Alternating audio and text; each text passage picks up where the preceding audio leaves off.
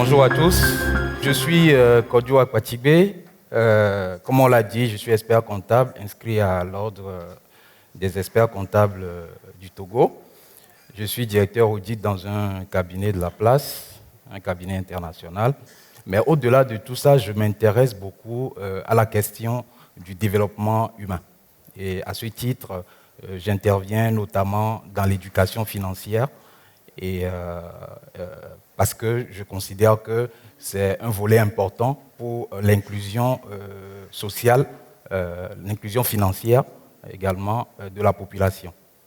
Alors, j'ai eu la responsabilité donc d'animer ce panel et je tiens à remercier les organisateurs.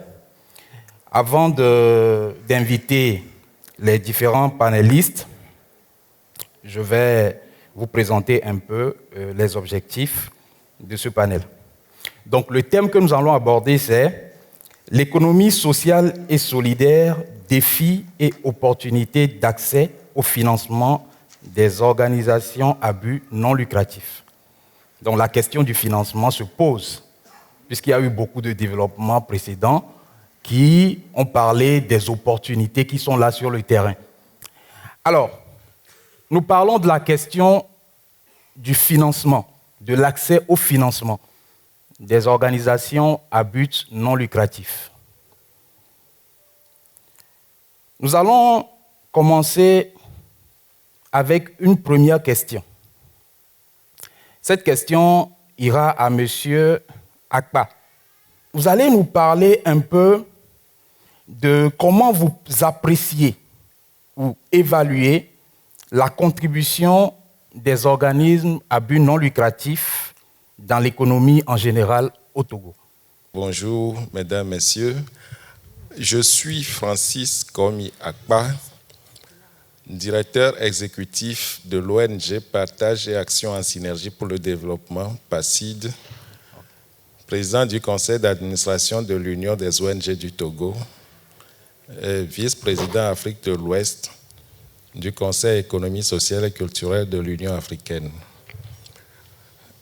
Okay. Voilà. Les vérités sont restaurées.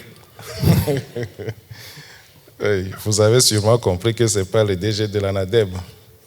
Le DG de l'ANADEB, c'est une femme.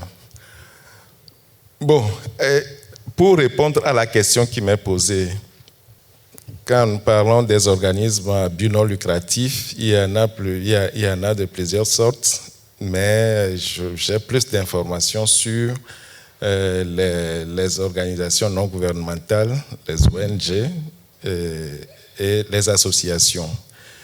Pour ce qui est de ce type d'organisation, leur contribution dans le développement, dans l'économie nationale est très importante. Aujourd'hui, chacun sait que c'est la catégorie d'acteurs qui couvre le mieux le territoire national. Vous arrivez dans n'importe quel recoin du territoire national, vous avez toujours la présence d'une ONG qui est là, d'une association à but non lucratif qui est là et qui appuie les populations locales dans le développement des activités sociales et dans le développement des activités économiques. Les ONG et les associations font souvent appel au financement des bailleurs de fonds ou à des cotisations de leurs membres ou bénéficient aussi des dons. Et ces financements ont été évalués sur la période de 2009 à 2013. C'est les seules références véritables que nous avons parce que le ministère de la Planification et du Développement avait commandité à l'époque une étude sur la contribution des ONG au Togo. Et cette étude a permis donc sur cette période de 5 ans d'établir leur contribution à 160 milliards de francs CFA. Dans ce montant annualisé, ça donne un peu plus de 30 milliards de francs CFA par an. Je précise que cette contribution a été évaluée à partir des ONG qui ont accepté de répondre aux questions des consultants qui ont fait qui ont fait cette mission. Donc, si toutes les ONG répondaient à ces questions, la contribution serait évaluée à un niveau plus haut. Donc, la contribution financière des ONG est très importante et la contribution en termes d'impact de développement ou en termes d'impact économique sur le terrain est également très élevé.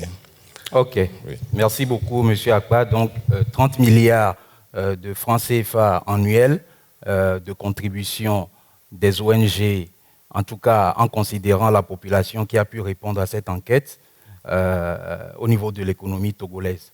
Donc, c'est quand même énorme. Et la question qui se pose justement et qu'on va aborder, c'est comment est-ce qu'ils mobilisent ces financements et dans le contexte de l'économie sociale et solidaire, quels sont les mécanismes peut-être innovants qui vont permettre à ceux qui vont s'y lancer de mobiliser encore plus de financement pour contribuer donc, à l'économie togolaise. Je vais me tourner vers M. Kouroho, qui est d'ailleurs l'initiateur de ce forum. Et je vais lui adresser une question spécifique.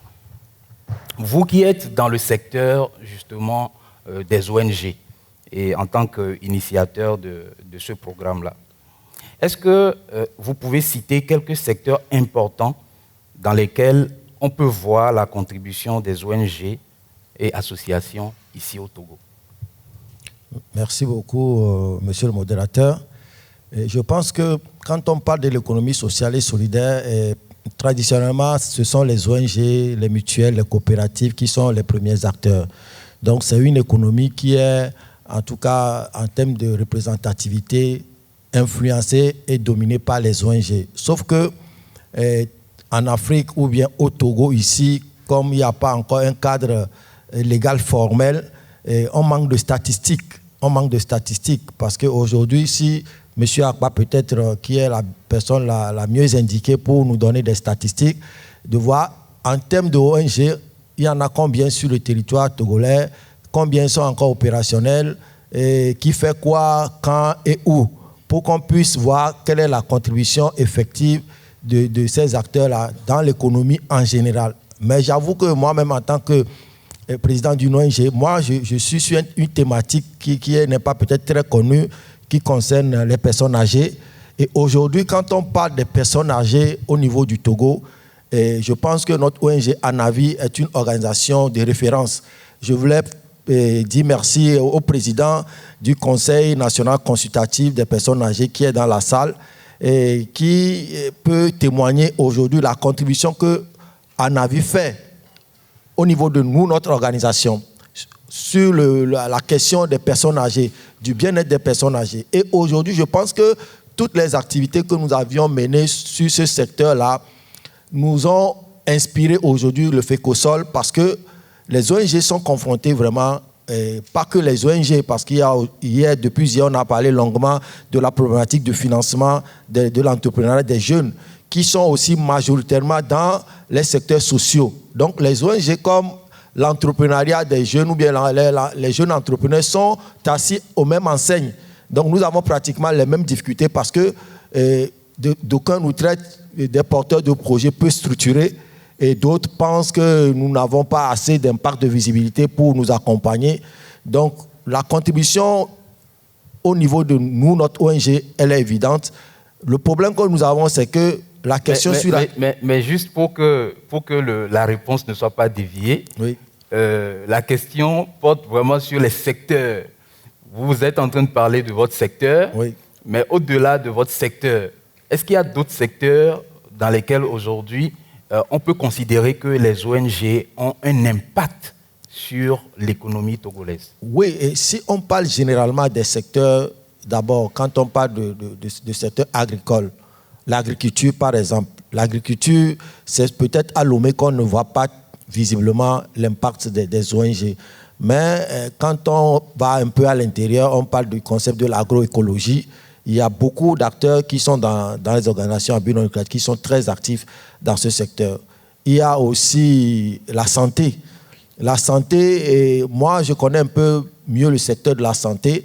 Quand on commence par s'éloigner de Lomé, Et on voit beaucoup d'ONG qui sont propriétaires des centres de santé, de CMS, qui remplacent carrément les hôpitaux, les structures publiques de soins à l'intérieur. Donc, pour ne citer que ces deux secteurs-là, je pense que si on avait des statistiques, c'est des secteurs qui sont à forte représentativité des acteurs ou des organisations à but non lucratif. Voilà ce que je peux dire pour répondre à la question. Alors, je vais me retourner vers M. Crépy.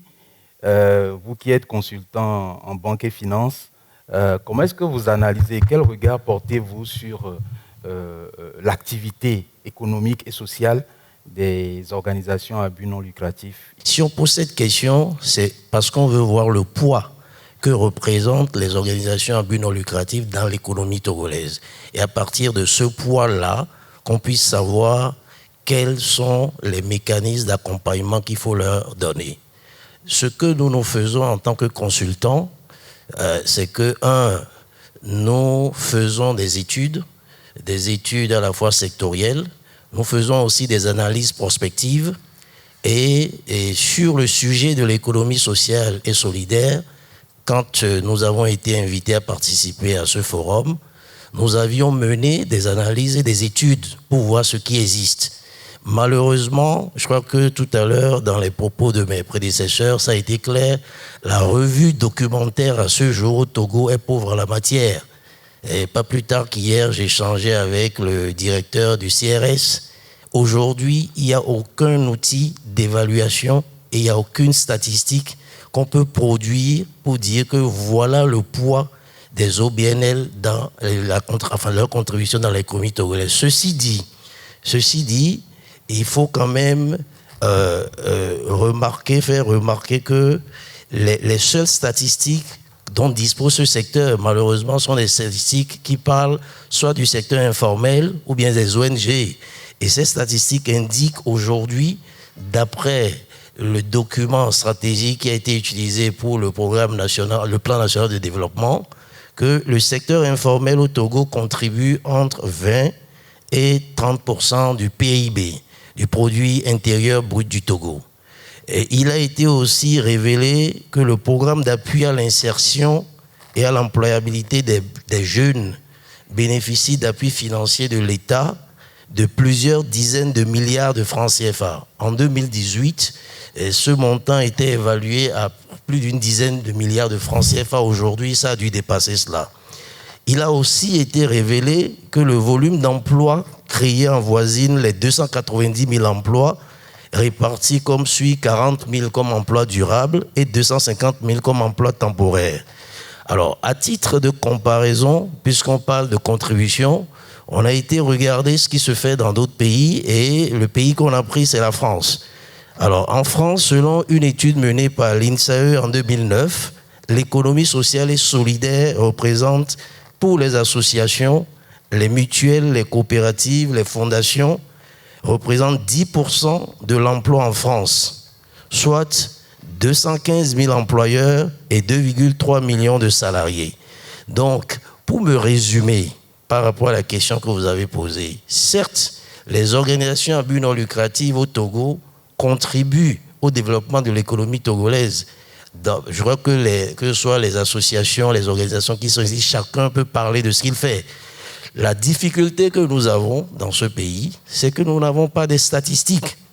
Il n'y a pas de mesures. Or, on ne peut pas répondre à cette question si on n'a pas de statistiques. Et justement, est-ce que ce problème de statistiques peut être aussi à la base des difficultés que ce genre d'organisations ont à accéder à d'autres types de financements que les financements traditionnels? Mais tout à fait, j'allais abonder dans ce sens parce que, comme vous l'aviez dit, nous travaillons dans le domaine de la finance et vous savez, vous qui êtes aussi expert comptable, que nous travaillons avec des données. Okay? Si je veux aujourd'hui apprécier un dossier d'une entreprise sociale et solidaire qui est mis devant moi, je vais faire ce qu'on appelle l'évaluation, le rating. Que pèse cette société-là? Les experts comptables savent bien le faire. Il y a un certain nombre d'indicateurs. Et ces indicateurs sont connectés aux critères qui définissent les missions assignées aux organisations à but non lucratif qu'on a vu hier, sachant que il faut avoir un projet, c'est-à-dire innovant et puis viable.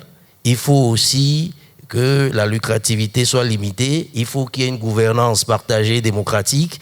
Et puis, un quatrième élément qu'on a vu hier. Donc, je vais regarder si cet OBL aujourd'hui est configuré comme ça ou bien s'il répond à ces critères. Je vais voir aussi qu'est-ce que ça génère comme revenu, quels sont les éléments d'impact aussi en termes de revenus, en termes de création d'emplois. Aujourd'hui, malheureusement, le banquier ou le financier, s'il n'est pas banquier, ne dispose pas de ces éléments. Donc, c'est un frein.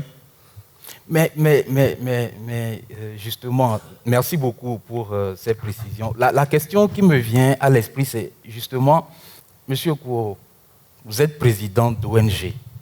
Est-ce que vous avez des difficultés d'accès au financement? Et oui. Comment est-ce que cela se traduit, en fait? Moi, je peux témoigner. Concrètement, j'ai créé mon ONG, ça fait bientôt 9 ans. Et je n'ai jamais même sollicité même un financement auprès d'une structure financière. La banque est dans un milieu structuré. Or, nous, comme mes prédécesseurs l'ont dit, que ce soit l'ONG ou bien l'entrepreneuriat des jeunes ou bien dans l'informel, nous sommes tous logés aux mêmes enseignes qui fait qu'on ne maîtrise pas notre secteur d'activité, on n'a pas de statistiques, on n'a pas de cadre de loi qui dit voilà qui fait quoi, qui est quoi. C'est tout ça là qui nous handicape pour pouvoir peut-être aller sur le financement bancaire. Mais comme vous avez dit maintenant de parler d'autres types de financement, heureusement que si nous existons encore, c'est parce qu'il y a d'autres financeurs, d'autres partenaires ou bien des investisseurs qui s'intéressent à ce que nous faisons. C'est pour ça qu'aujourd'hui, beaucoup d'ONG vivent sur des ressources de subvention ou bien des partenaires, des bons, des bienfaiteurs qui, ailleurs, peut-être au-delà de notre terrain d'intervention, qui sont intéressés par la thématique sur laquelle vous travaillez, qui, peut-être pas le mécanisme de l'Internet ou bien peut-être pas un rapport que vous avez publié, tombe dans leurs mains, décide de venir vers vous pour s'intéresser à ce que vous faites et dire, bon, nous, on travaille sur cette question-là et on peut vous accompagner. Donc, les seules sources de financement que nous disposons aujourd'hui sont des financements hors banque. Et c'est des financements hors marché réglementé, en tant qu'expert comptable, vous le savez. Et donc, c'est de ce financement aujourd'hui que moi, je souhaiterais qu'on parle des financements hors système bancaire, parce qu'on sait que nous n'avons pas tous les critères qu'il nous faut pour aller sur ce financement. Une question par rapport à ça, oui. Justement, pour aborder la question. Est-ce que vous estimez que le modèle de financement des banques commerciales est adapté au type d'activité que mènent les organisations à but non lucratif, ou encore, parce que là on parle de l'économie sociale, les mutuelles, les coopératives, même les entreprises, parce qu'aujourd'hui dans l'ESS, il y a les entreprises à but lucratif, mais qui font dans le social, qui décident d'avoir des impacts positifs, durables. Donc est-ce que vous estimez que pour tous ces acteurs, le financement bancaire est vraiment adapté? Je peux peut-être voir une ONG, dire une ONG, c'est pas très adapté.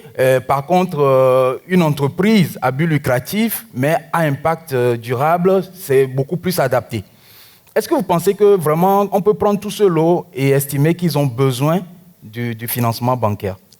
Oui, moi je vais donner mon analyse d'acteur de terrain. Parce que je suis financier, mais je ne travaille pas à la banque. Après, M. Crépi va répondre à cette question. Mais ce que je peux dire, c'est que de mon analyse en tant que financier de terrain, je peux dire que le financement bancaire n'est pas adapté à nos activités. Pour d'abord une première raison. D'abord, le taux de rémunération que la banque propose pour financer ses clients, qui sont des clients à but lucratif, il faut le préciser. Et eux-mêmes n'arrivent pas à supporter ce taux-là. Vous voyez ? Et nous qui sommes des acteurs de l'économie sociale et solidaire, qui n'ont pas de projet de lucrativité clair, qui est limité, nous ne fonctionnons pas comme les entreprises classiques.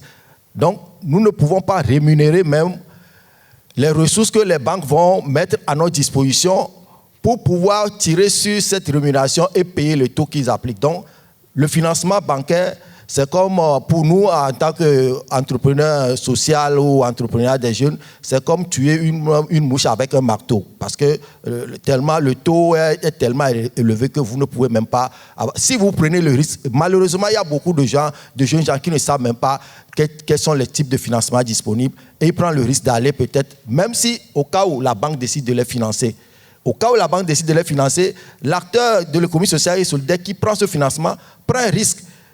Parce que c'est d'abord s'assurer que, puisqu'ils ne sont pas trop financiers généralement, que est-ce que je peux arriver à rembourser? Donc, ça, c'est le problème d'adaptation du financement disponible au niveau des banques par rapport aux ONG, aux entrepreneurs des jeunes. Mais j'ai vu, dans mes démarches, j'ai vu une banque à la place, Ecobank, si je peux citer son nom, qui a un département de financement adapté aux ONG. J'ai lu ça et je suis allé vers le banquier pour lui poser la question.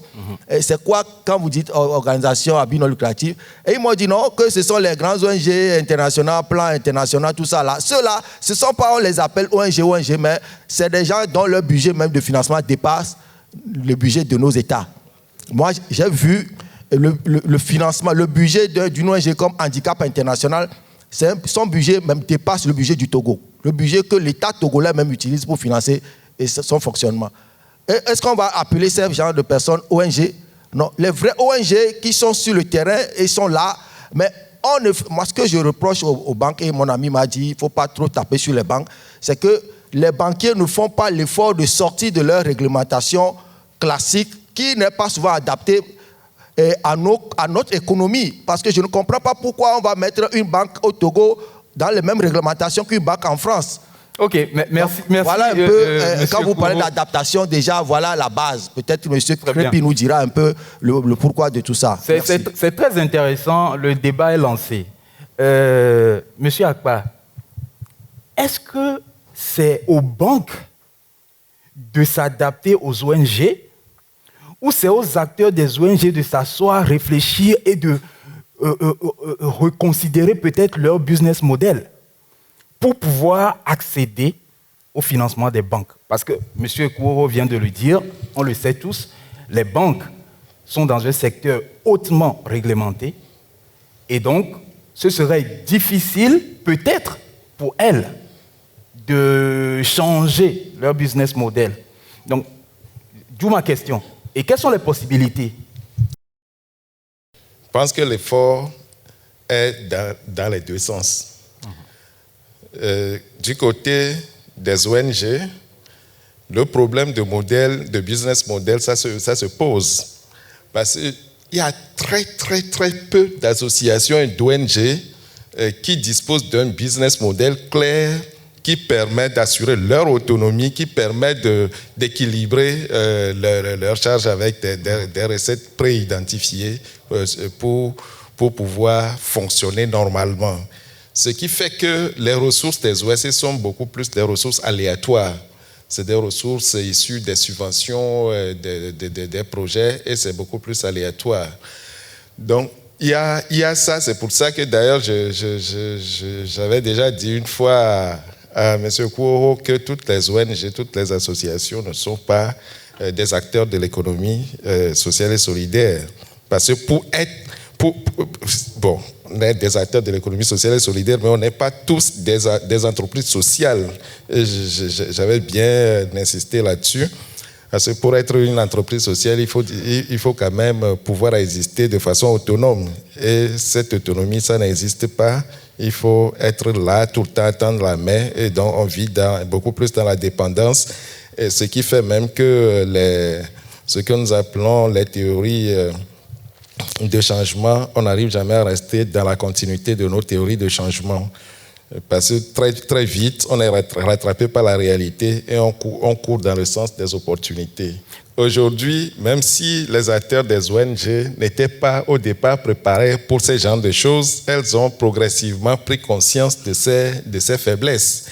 Et aujourd'hui, il y a des initiatives assez variées qui existent sur le terrain.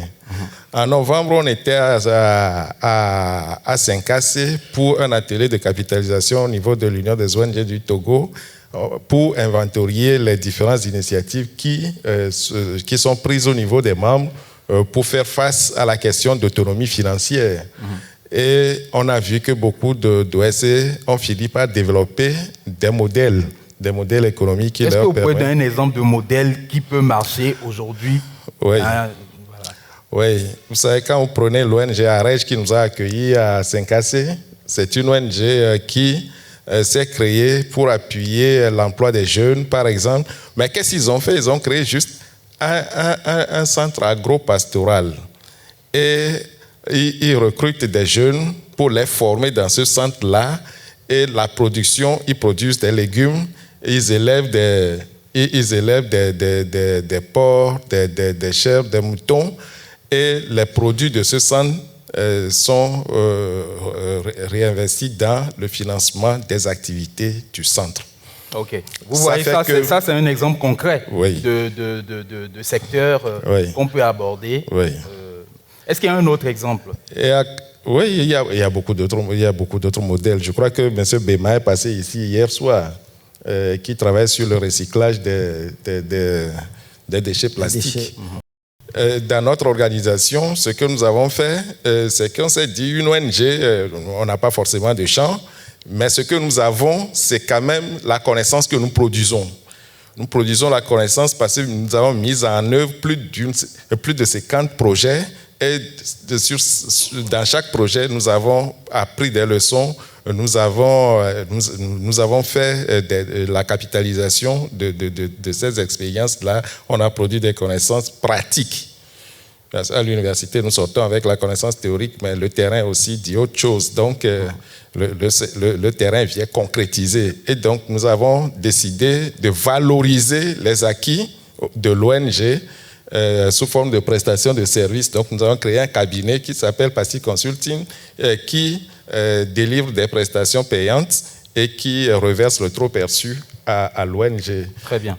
Et un centre de formation qui délivre, qui valorise les acquis de l'ONG sous forme d'offres de formation payantes. Okay. Merci beaucoup, M. Akpa. Donc, on voit bien, on comprend qu'en fait, il y a une possibilité d'avoir des business models qui permettent à ces institutions financières de se dire que nous avons en face une entité qui crée de la richesse, mais c'est juste que cette richesse est distribuée autrement.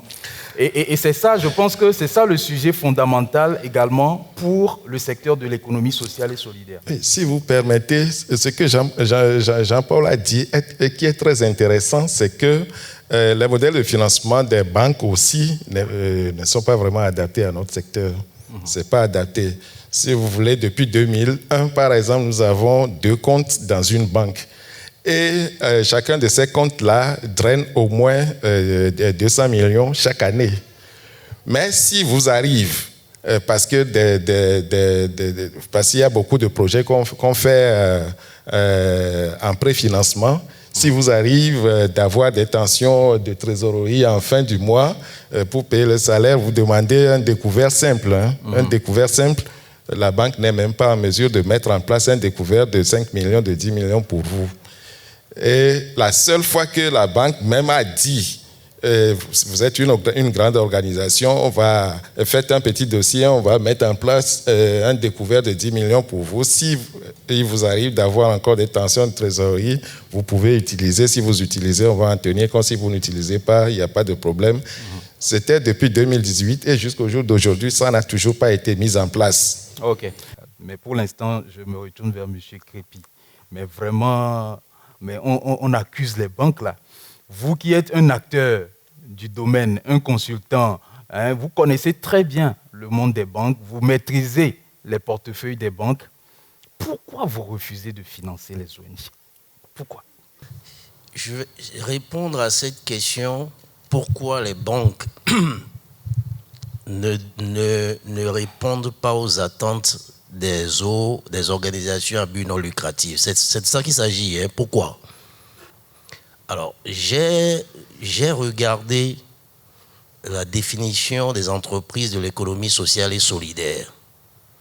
Et un des éléments qu'on met devant dans les critères d'appréciation d'une entreprise sociale et solidaire, c'est la viabilité économique de son projet.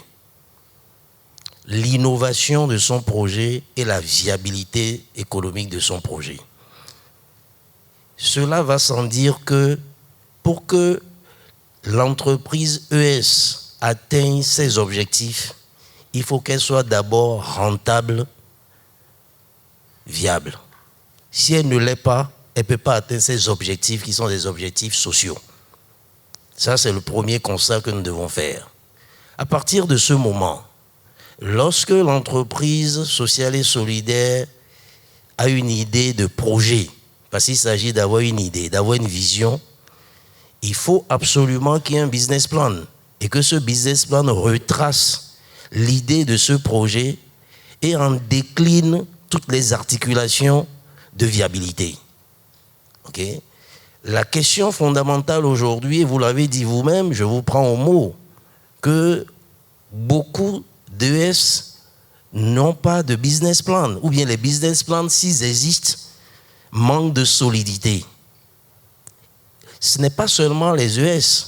Laissez-moi vous le dire, nous avons des entreprises classiques qui ont des difficultés pour faire des business plans. OK? Donc, ce problème-là, il est là. À partir de ce moment, le banquier ou le financier qui veut financer un projet, très souvent, on ne le sait pas. La première des choses qu'il regarde, c'est la rentabilité du projet pour le promoteur. Si le projet n'est pas rentable pour le promoteur, généralement, le banquier ne finance pas. Ça veut dire quoi? Ça veut dire que le banquier analyse le business plan sur un certain nombre de paramètres, qui sont des paramètres connus. Vous êtes expert comptable vous-même, et fait un rating, fait une évaluation, et va vous démontrer que votre projet n'est pas rentable parce que votre marché n'est pas suffisamment bien défini, votre stratégie et marketing n'est pas suffisamment élaborée, et que les aspects opérationnels de votre stratégie marketing manquent de quelque chose. À ce stade, je ne vous parle même pas de garantie. Je ne vous parle même pas de garantie à ce stade. Donc ça, c'est ce que le banquier regarde. Et il va vous dire, même pour les entreprises classiques, nous ne finançons pas ce projet. Donc je ne parle pas seulement que des US.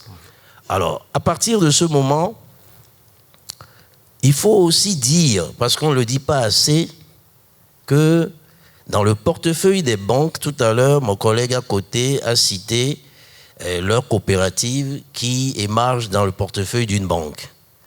Mais je sais aussi, parce qu'étant sur le marché, qu'il y a beaucoup de coopératives, de mutuelles, qui émargent aussi dans des portefeuilles d'autres banques. Mais je sais aussi que des banques financent des mutuelles. Financent des mutuelles, financent des coopératives.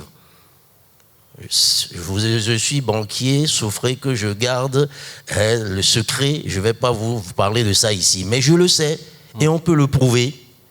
Si on va à la BCAO aujourd'hui, si on sort les statistiques des financements accordés par secteur et qu'on va dans le détail, je sais qu'il y a des financements des mutuelles et des coopératives. Maintenant, je vais vous donner un exemple d'une entreprise sociale et solidaire. Tout à l'heure, mon collègue en a cité, M. Kourou aussi en a, mais il y en a d'autres. Parce que c'est aussi ça la problématique. Une fois qu'on a regardé les entreprises, on peut les qualifier. On peut voir en termes d'objets, en termes de mission, en termes de rentabilité, le poids.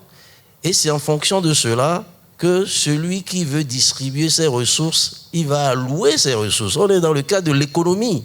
L'économie suppose qu'on n'a pas assez de ressources et qu'il faut faire une bonne allocation des ressources.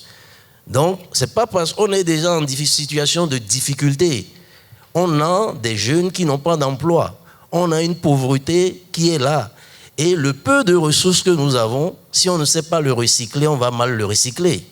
Nous sommes tous au courant ici, au Togo, on connaît une entreprise qui est dans l'ESS, qui est dans le transport, Gozem. C'est un exemple type d'entreprise qui est dans l'économie sociale et solidaire.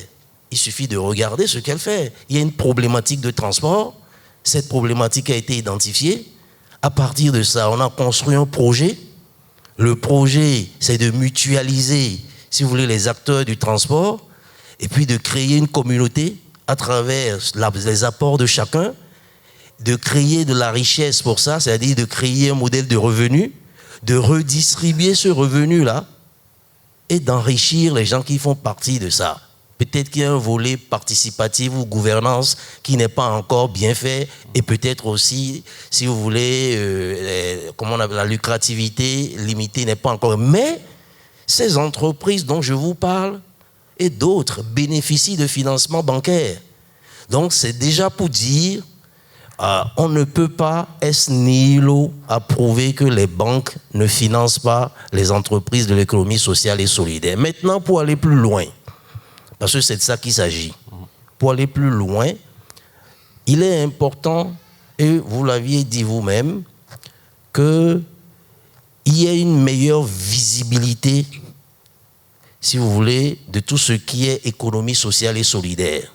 Un des problèmes que tout financier va avoir, c'est la visibilité qu'il y a sur un secteur d'activité.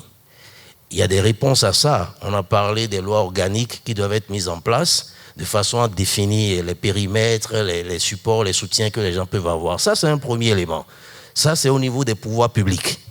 Okay? Parce qu'il faut bien situer les responsabilités. Justement, je profite donc pour poser cette question. Est-ce que la réglementation ne joue pas un rôle également, au-delà de la question du business model des entités en question, est-ce que la réglementation ne joue pas un rôle? Parce que sous d'autres cieux, je pense qu'il y a des mécanismes qui ont été mis en place qui permettent aux institutions financières de pouvoir également s'impliquer dans l'économie sociale et solidaire. Est-ce que sur ce volet, vous pouvez nous dire ce que vous en savez? Alors, la réglementation, on est en train de parler de quoi? Il y a la réglementation qui encadre le crédit, d'accord, dans l'espace UEMOA et qui est régie par des instructions bien spécifiques qu'on connaît. Ces mêmes réglementations existent aussi dans d'autres pays, dans la sous-région, si vous voulez, dans la CEMAC et même en France.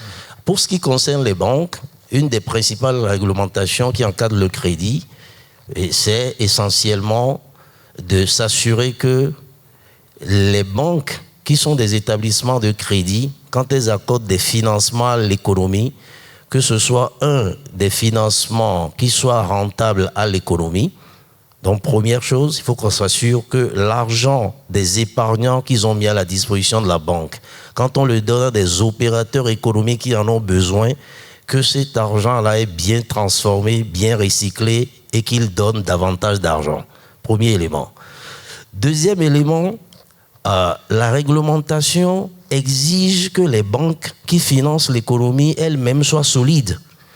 Si vous n'êtes pas solide, vous ne pouvez pas accompagner ceux que vous voulez accompagner. Et cette solidité-là des banques, la réglementation insiste sur, si vous voulez, tout ce qui est leurs fonds propres.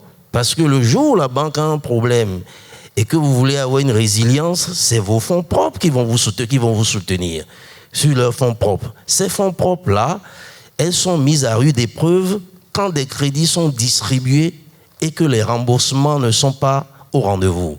Donc, la réglementation, en ce sens, n'est pas un élément pénalisant pour le financement. Au contraire, la réglementation renforce les banques pour qu'elles puissent continuer par financer l'économie.